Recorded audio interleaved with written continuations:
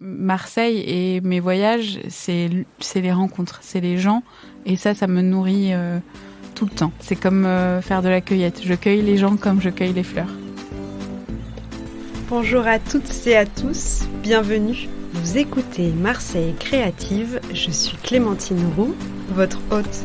Dans ce podcast, découvrez les histoires d'artistes, d'artisans, de chefs, de designers, mais pas que. Vous entendrez des personnes engagées, marseillaises d'origine ou d'adoption, connues ou moins connues, qui font bouger Marseille grâce à leurs mains, leurs yeux et leur cœur.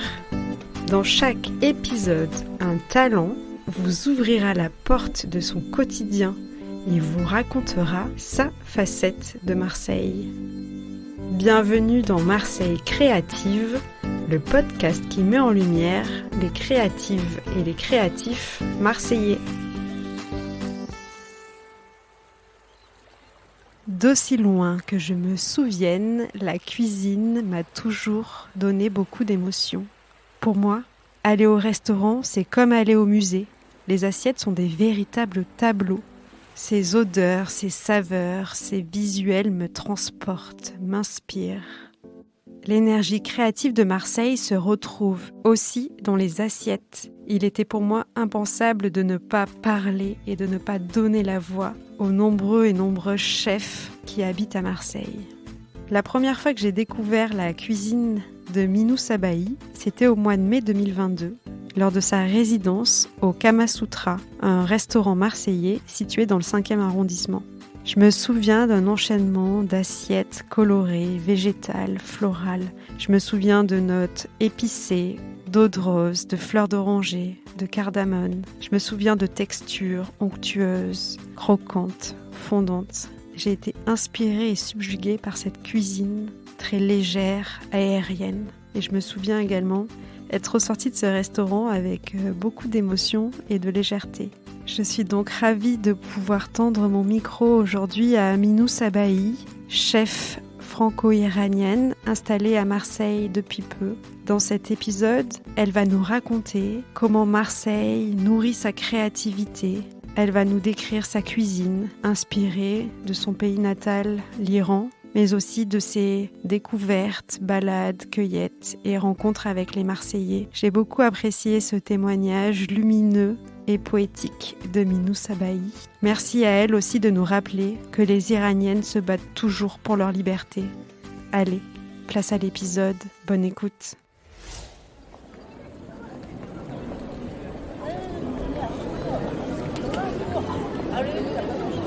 Je suis Minou, j'ai 34 ans et je suis chef franco-iranienne. Je suis née à Téhéran et j'ai grandi à Téhéran jusqu'à mes 6 ans. Ensuite, avec mes parents, on a déménagé en France, puis aux Pays-Bas, puis en Angleterre. Et puis, on est revenu en France quand j'avais 9 ans. J'ai décidé de m'installer à Marseille il y a 7 mois. Je suis venue pour du boulot qu'on m'a proposé. Et puis, je nourrissais secrètement l'envie de m'y installer aussi. Mais comme toujours, j'ai besoin d'avoir du travail qui m'attend pour me dire que je vais pas juste débarquer et ne sachant pas quoi faire. Et petit à petit, j'y ai fait mon nid. Depuis, les projets s'enchaînent et je m'y sens très très bien. Donc je suis à Marseille depuis 7 mois et je projette d'y rester plus longtemps. C'était pas l'inconnu. J'ai connu Marseille quand j'avais une 20aine d'années. Je suis venue ici par amour. C'était mon premier amour, un Marseillais. Donc j'avais une très belle image de Marseille, faite de grandes balades, de mer, de bateaux. Puis à l'époque, il y a une dizaine d'années, c'était pas le Marseille d'aujourd'hui. C'était vraiment, je sais pas, il y avait un petit air nostalgique qui traînait dans les rues. C'était assez calme, il y avait ces quartiers animés. Mais là, aujourd'hui, on sent que Marseille vit un nouvel essor. Il y a vraiment une nouvelle énergie qui s'y installe et voilà. Donc j'avais une très jolie image de Marseille avec aussi un peu parfois une nette différence entre la capitale qui est Paris. C'est un peu un hasard, j'ai pas vraiment choisi mon quartier mais j'adore mon quartier parce que je suis un peu proche de tout. Je vis dans la Conception, donc entre la Plaine et le cours Julien. J'ai eu l'opportunité d'habiter dans un appartement dans ce quartier-là, donc je me suis dit on y va. Donc je suis chef de cuisine itinérante en ce moment et ça fait depuis, je dirais, peut-être 7 ans, ouais. Et je voyage en France ou à l'étranger. On me propose des projets, des ouvertures de restaurants ou une durée limitée dans un lieu où on m'a invité à cuisiner. Voilà, faire goûter ma cuisine à cette clientèle ou aux gens qui s'intéressent à ma cuisine mais qui sont loin de moi. Ma cuisine, elle est très inspirée de mon pays natal et des goûts qui m'ont beaucoup émue en tant qu'enfant. J'ai grandi dans un grand jardin avec tous les fruitiers, avec des herbes partout, des herbes qu'on utilise beaucoup dans la cuisine iranienne. J'ai grandi dans les pattes des femmes qui étaient toute la journée en train de mijoter des petits plats. Donc c'est ces odeurs-là qui m'ont d'abord beaucoup inspirée en cuisine. Et puis je suis une grande voyageuse. J'ai vécu au Japon, au Canada. Je voyage dès que je peux et je m'inspire de vraiment tout ce qui m'émeut. Et donc j'ai une cuisine très portée sur la nature parce que je m'inspire aussi de toute la saisonnalité des produits, de tout ce que nous offre la nature et je dirais de plus en plus végétale, même si je fais pas que de la cuisine végétarienne ou sans viande ni poisson. Mais voilà, il y a un enjeu écologique qui est important et auquel je suis très sensible aussi. Je vais bientôt entamer une résidence à Provision, rue de Lodi. Provision, c'est un peu une boutique qu'on aime parce qu'il y a tout ce qu'on veut dedans. On peut y manger, on peut acheter des livres, des céramiques, des fleurs, boire un café, prendre le goûter. Enfin voilà. Donc c'est une entrepreneuse, Gilles Cousin, marseillaise aujourd'hui. Ça fait 3 ans qu'elle y est et je trouve que leur manière de faire bouger cette ville, elle est très intelligente. C'est pas en tant que Parisien qui arrive et qui dit moi j'ai envie de mettre un peu ma patte. Non, c'est justement sublimer cette ville par ses artisans, par les gens qui sont déjà ici et reprendre un lieu emblématique qui était cette librairie et d'en avoir fait ce qu'elles en ont fait. Gilles et Saskia, je trouve ça vraiment super. Je vais y être 3 jours par semaine. Et pour cette résidence-là, j'ai décidé d'offrir un goût de la cuisine traditionnelle iranienne. Et comme ce sera l'hiver, donc ce sera beaucoup de soupes. Les Iraniens sont très forts en soupe. C'est vraiment le cœur de la cuisine iranienne. Et des ragoûts, du riz, des spécialités iraniennes assez authentiques, auxquelles j'apporterai toujours ma petite touche. Mais pour cette fois-ci, ce sera un peu sur la tradition.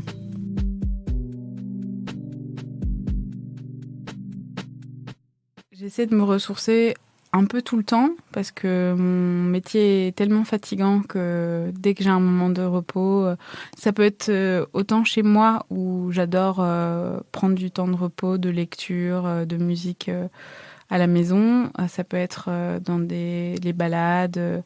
Rien que la vue de la montagne ou de la mer, moi, ça m'apaise tout de suite. Et surtout des endroits où je peux faire de la cueillette parce que dès qu'il y a une balade, je suis toujours la dernière à traîner derrière parce que j'ai envie de cueillir peut-être des herbes sauvages pour en faire un petit mesclin, des fleurs, des champignons. C'est comme ça que je me ressource. C'est vraiment les pieds et les mains dans la nature. Ville et nature s'entremêlent et du coup avant-hier, j'allais faire les courses et je passe devant un parc où il y avait un immense, je sais plus comment s'appelle cet arbre exactement, mais il y avait des baies roses et ils étaient magnifiques. Je disais, oh là là, j'aimerais tellement les cueillir, mais j'avais pas le temps. Je suis passée, mais j'ai retenu l'endroit pour me dire que je reviendrai pour cueillir. Il y a les classiques des calanques, mais je t'avoue que quand c'est l'été, il fait 45 degrés, c'est pas vraiment mes balades préférées. Mais c'est un endroit très simple, accessible à tous. Moi, je suis vraiment amoureuse de la corniche. J'adore arriver au bout et cette vue, cette ligne-là de la mer et cette lumière, j'ai l'impression d'être partout et nulle part. Ça me déconnecte complètement. J'ai l'impression d'être, j'ai une vue du ciel presque, comme un oiseau. Marcher le long de la corniche, voir les gens courir. Souvent, les gens, en plus, ils ont l'air bien. Enfin, j'ai l'impression que tout le monde ressent cette espèce de libération, respiration. Et on est à Marseille. Enfin, je sais que je suis à Marseille et en même temps, je suis totalement dans l'air, quoi. Je déconnecte. Ma manière de travailler, c'est beaucoup selon les rencontres que je fais, les producteurs que je rencontre sur mon chemin. Bigoud, j'ai énormément travaillé avec eux, j'ai beaucoup appris aussi avec eux. Chaque une de leurs livraisons, je prenais le temps de poser des questions sur toutes les fleurs, sur ce qu'ils cultivent et ce qu'ils cueillent. Marseille et mes voyages, c'est les rencontres, c'est les gens. Et ça me nourrit tout le temps. C'est comme faire de la cueillette. Je cueille les gens comme je cueille les fleurs.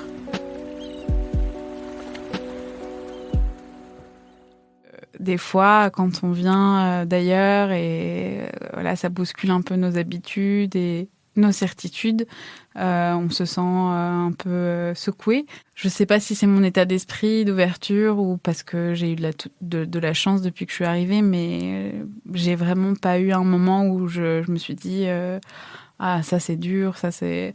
Je sais pas, peut-être parce que je connais Marseille avant de m'y être installée, mais j'aime les Marseillais, j'aime vraiment leur soleil, hein. Je pense qu'ils le portent à chaque fois que... Surtout, je le remarque quand je prends le taxi, parce que souvent, c'est les Marseillais qui conduisent. Parce qu'après, rencontrer un vrai Marseillais, il faut savoir où aller. La ville, en ce moment, elle est tellement balayée par les nouveaux arrivants que des fois, tu te demandes où sont les vrais Marseillais. Et c'est des gens toujours adorables, avec qui je discute, qui me racontent leur vie. Et pour moi, c'est vraiment des vrais humains. Tu sens tout de suite que leur vécu, dans leur voix, dans ce qu'ils te racontent, leur ouverture, tu te sens très vite proche d'eux, comme si c'était un peu des copains d'il y a longtemps. Et c'est ça que j'aime chez les Marseillais. Je pense pas que je pourrais dire que je suis marseillaise. Je pense que je suis... J'ai vécu et grandi à Paris depuis 20 ans, donc moi, je pense que si on me rencontre, on va pas me dire de moi que je suis marseillaise. Je pense qu'on va dire de moi que je suis plus parisienne. C'est difficile de se définir quand on aime autant bouger, de dire qu'on vient de là ou de là. Moi, je suis née en Iran. Est-ce que à Paris, je dis que je suis française ou parisienne? Je dirais que c'est là où tu as le plus vécu, donc ça serait à Paris. Mais en même temps, je sais très bien que c'est pas ça qui me définit parce que je suis tellement riche d'autres choses dans ma vie et justement, c'est ce que je recherche. J'ai envie d'être riche de plein de choses. Donc, je voudrais pas... C'est ce que j'ai toujours voulu éviter, qu'on nous définisse par un mot, parce qu'on est beaucoup plus complexe que ça. Mon premier souvenir à Marseille, c'est la gare, déjà. Elle est magnifique, cette gare, cette vue. Et ensuite, je pense que... Parce qu'à l'époque, mon premier amoureux, il habitait vraiment très proche de la gare. Et on prenait souvent la Canebière. Et la Canebière ne ressemblait pas à quoi elle ressemble aujourd'hui. Et je me souviens, je crois que cette girafe, la Zarafa, venait d'être juste installée. Et j'étais un peu perplexe devant cette œuvre au milieu de cette canebière. Et à l'époque, je savais pas ce qu'elle voulait dire, pourquoi on l'avait posée là. Et j'ai oublié entre-temps, mais j'ai re-regardé ce que voulait dire Zarafa. Et en fait, c'est militant comme statue posée là. Je me souviens plus de ce que c'est, mais il y a eu quelque chose, une histoire.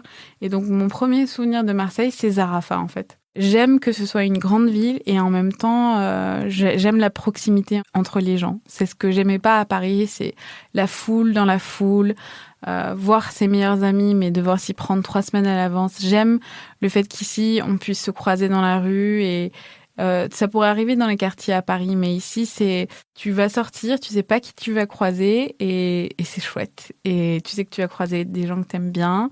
Ça fait un petit peu village. Bon, après, on a chacun nos adresses et nos chemins, évidemment. Mais j'aime cette proximité qu'on peut avoir facilement avec les gens.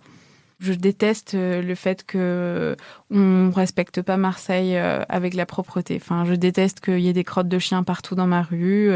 Je déteste que les gens jettent leurs papiers. Ça vraiment, j'aime vraiment pas ça. Je trouve ça dommage pour une ville aussi rayonnante que Marseille d'être traitée comme ça aussi. Si vous aimez Marseille, respectez votre ville et gardez-la belle comme elle est et ne la salissez pas, quoi. Un coup de cœur pour la lumière de Marseille. Je pense que c'est ce qui t'imprime vraiment le cerveau dès que t'arrives. Et même quand tu passes 2 jours ici, que tu t'en vas, t'es là, mais qu'est-ce qui s'est passé? En fait, c'est cette lumière qui te traverse les pupilles et arrive jusqu'à ton âme et t'éclaire d'un coup où tu te dis, en fait, on a tellement besoin de lumière. Donc, gros coup de cœur pour la lumière de Marseille. Même quand Même quand il y a les nuages, je la trouve magnifique. En ce moment, je sais pas pourquoi je me réveille très tôt. Bon, je me couche tôt, mais je me réveille très tôt, donc j'arrive à voir le lever du soleil et c'est d'une beauté. Hier, notamment, c'était magnifique. Ce matin, c'était nuageux, on n'a pas pu voir le lever, mais hier, c'était sublime. Puis les soleils d'automne sont très particuliers.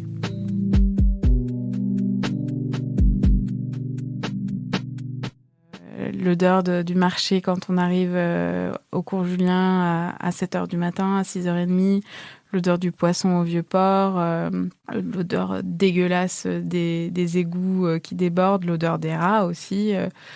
Marseille, c'est une ville forte en odeur. Des fois désagréable et des fois, il suffit d'aller, je sais pas, un petit peu dans la nature et là, d'un coup, vraiment, t'as de l'oxygène, quoi. Tu sens que tu respires et ça aussi, c'est rare. C'est pas ce qu'on peut faire à Paris quand on fait 1 heure de balade et on se dit, bon, bah là, ça y est, je respire oxygène pur. Donc, forte en odeur, Marseille. Quel son me fait le plus penser à Marseille? Dans ma rue, là, c'est vraiment les scouts qui passent. Et les rues sont étroites et donc résonnent et remontent. Et je trouve qu'on crie beaucoup à Marseille de joie ou d'énervement, mais t'entends beaucoup de cris à Marseille. Des fois, des gens qui s'exclament, tu sais pas s'il se passe quelque chose de grave et en fait non, la personne elle est juste en train de crier de joie pour un but ou je sais pas autre chose. Donc les scouts, les cris. Les oiseaux aussi. Enfin, moi, j'ai la chance d'avoir une petite terrasse et en face, il y a plusieurs maisons et ils ont tous des jardins et ils ont des grands arbres et donc il y a des perruches, il y a toutes sortes d'oiseaux très beaux et on les entend chanter le matin. Donc voilà, c'est entre la ville et la nature, je sais pas. Marseille, c'est un peu, il y a un peu de tout quoi. Côté cosmopolite très fort, t'as des quartiers bourgeois très jolis. T'as la mer, tu te retournes, t'as la Roche, la ville qui grouille. Et puis t'as des petites rues où il n'y a jamais personne. Peu d'animation. Le soir aussi, quand tu rentres, t'es un peu seul. T'as des quartiers où c'est très familial. Je pense notamment au Cama. C'est une ville qui sait faire la fête, franchement. Notamment sur la plaine, là, c'est très, très, très fêtard. J'ai l'impression que c'est une ville où les gens se laissent aller à être plus eux-mêmes. Ils portent moins un masque. T'as moins une pression sociale à Marseille. Peut-être c'est la proximité avec la mer où t'as l'impression que tes soucis ou voilà cette espèce de pression sociale, elle s'en va quoi. Elle est balayée par le Mistral. Moi, c'est la lumière. Marseille lumière.